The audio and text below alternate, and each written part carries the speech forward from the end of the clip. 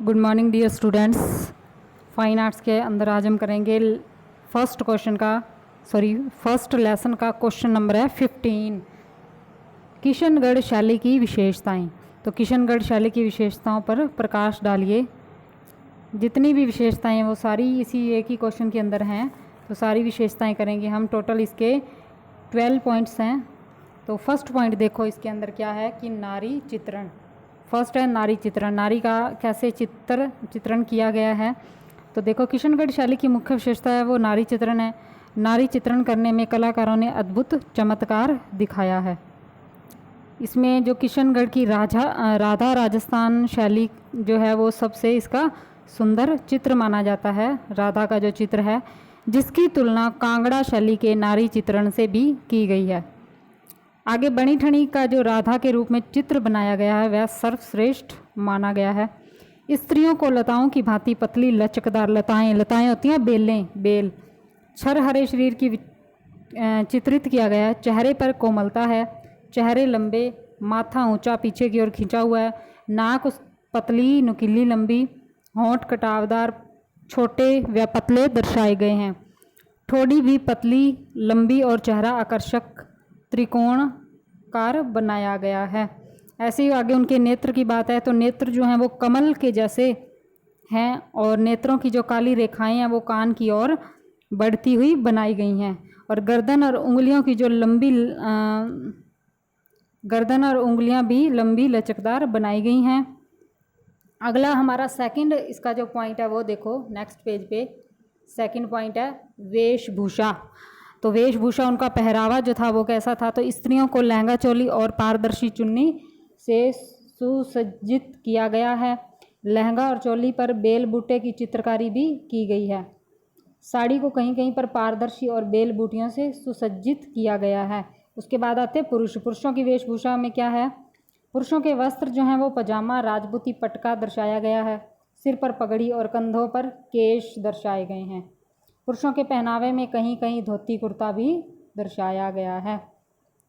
तो आगे बात आती है आभूषण की। आभूषण उनके गहने कैसे थे। तो महिलाओं के गहने देखो।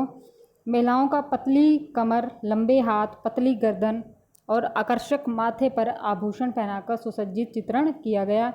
कानों और नाक में भी आभूषण पहनाकर सुसज्जित किया गया है। कहीं कहीं पुरुषों को भी आभूषण पहने हुए दर्शाया गया है। तो पुरुष भी कहीं कहीं पर आभूषण पहने हुए हैं। स्त्रियां तो पहनती ही हैं लेकिन पुरुषों को भी कहीं कहीं आभूषण पहने हुए दिखाया गया है। फोर्थ पॉइंट है इसका मानव तथा स्त्रियों की आकृतियाँ। अब उनकी आकृति शेप कैसी थी। तो इस शैली में राजाओं के जो चित्र हैं वो बनाए गए हैं जिनमें राजाओं, रानियों, राजकुमारों, सेनापतियों, नवाबों, बादशाहों, बेगमों, संत और वल्लभाचार्य इन सब के जो चित्र हैं वो लचीले व आकर्षक बनाए गए। आकर्षक होता है कि जिसको देख के हम उसकी ओर आकर्षित हो जाएं। घोड़े पर सवार चांदनी का जो चित्र है वो भी इसमें दर्शाया गया है। फिफ्थ पॉइंट आता है उसका रंग योजना। तो यह रंग योजना देखो। किशनगढ़ शैली के चित्रों में तेज भड़कीले रंगों को मिलाकर प्रयोग किया गया।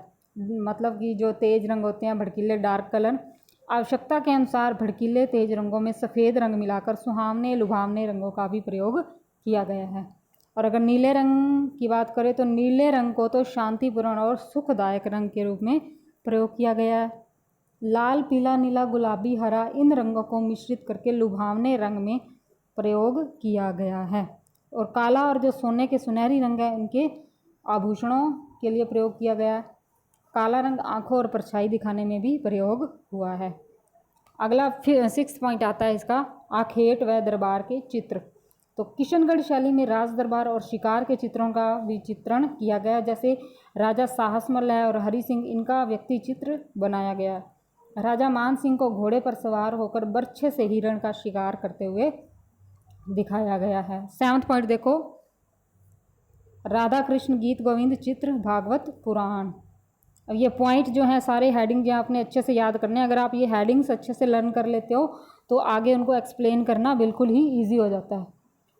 तो ये क्वेश्चन आपका इजीली आप तैयार कर सकते हो अगर आपको हेडिंग अच्छे से लर्न है तो।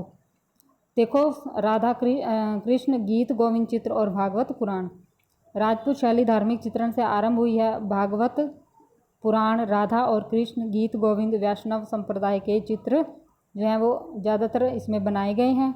राजा सामंत के समय में राधा और कृष्ण जो हैं वो किशनगढ़ की एक विशेष पहचान बन गए थे। तो राजा किशनगढ़ के समय में जो राधा कृष्ण थी ये इनकी एक विशेष ही पहचान थी। 8th पॉइंट आता है हमारा नायक नायिका भेद। नायक नायिका भेद देखो, पहाड़ी और राजस्थानी शैली में नायक नायिका एक मुख्य विषय रहा है। नायक पता ही है तुम्हें, जो हीरो होता है, हीरो हीरोइन। तो राधा कृष्ण की जो प्रेम लीलाओं और राधा कृष्ण चित्रों में कृष्ण को नायक और राधा को नायिका के रूप में दर्शाया गया है। आगे आता है 9th पॉइंट इसका, जल क्रीड़ा तथा स्नान चित्र और नौका विहार। तो जल के अंदर जो चित्र हैं वो देखो, किशनगढ़ शैली में स्नान करते हुए, जल में खेलते हुए, जल क्रीड़ा में महिलाओं का जल में गेंद से खेलते हुए चित्रण किया गया है, जिसे आजकल वाटर पोलो भी कहते हैं। किशनगढ़ झील के किनारे बसा है, तो रमणीक झील में नौका नाव चलाते हुए लाल, बजड़ा तथा प्रेम की नौका का सुंदर चित्रण किया गया है। प्रेमियों को नौका विहार करते हुए, नौका विहार मतलब उसमें जैसे बोटिंग करते हैं तो नौका चलाते हुए भी दिखाया गया है। आगे 10th पॉइंट आता है इसका, उत्सवों के चित्र। उत्सव पता है त्यौहार मनाते हैं हम, तो त्योहारों से संबंधित चित्र भी हैं इससे। तो विभिन्न उत्सवों पर, विवाह का उत्सव है, राज्याभिषेक है, मेले का, इन सब का सुंदर चित्रण किया गया है किशनगढ़ शैली में। नेक्स्ट पेज पे आ जाओ आप। इसमें है हमारा 11 पॉइंट है रात्रि चित्रण। तो रात का वर्णन कैसे किया गया कि चांदनी रात में संगीत गोष्ठी राजा सरदार सिंह राज दरबार का श्रेष्ठ चित्रण है। राजा अपने दरबारियों के साथ बैठा है, सामने गवैये जो हैं वो साज बाज सहित बैठे हैं। रात्रि के समय का यह चित्र जो है बहुत ही सुंदर बनाया गया। यह चित्र प्रसिद्ध चित्रकार अमरचंद ने बनाया है। जो रात्रि वर्णन है वो अमरचंद जो चित्रकार है उसने किया है, जो राजाओं के वंशज चित्रकारों में भी आता है। तो इसका लास्ट पॉइंट है अब प्राकृतिक दृश्य। अब प्रकृति का चित्रण कैसे हुआ देखो, चित्रकारों ने राजा के शिकार के समय, दरबार में और किसी भी उत्सव पर प्रकृति से प्रभावित होकर प्राकृतिक चित्रण बहुत ही सुंदर किए हैं। प्राकृतिक दृश्य में जैसे झील, पहाड़, नौका विहार, वृक्ष, केले, फूलदार पौधे, इन सब का चित्रण किशनगढ़ शैली में बहुत ही सुंदर ढंग से किया गया है। अब लास्ट में देखो कि क्या है इसमें कि किशनगढ़ शैली में वैष्णव संप्रदाय के जो धार्मिक चित्र हैं, भागवत पुराण, राधा कृष्ण के चित्र, ये सब प्रारंभ में, शुरुआत में बनाए गए हैं। परंतु स्वयं राजा भी मुगल दरबार में रहे। मुगल बादशाहों से राज्य के घनिष्ठ संबंध रहे हैं, इसलिए बाद में चित्रों में मुगल कला का बहुत प्रभाव पड़ा।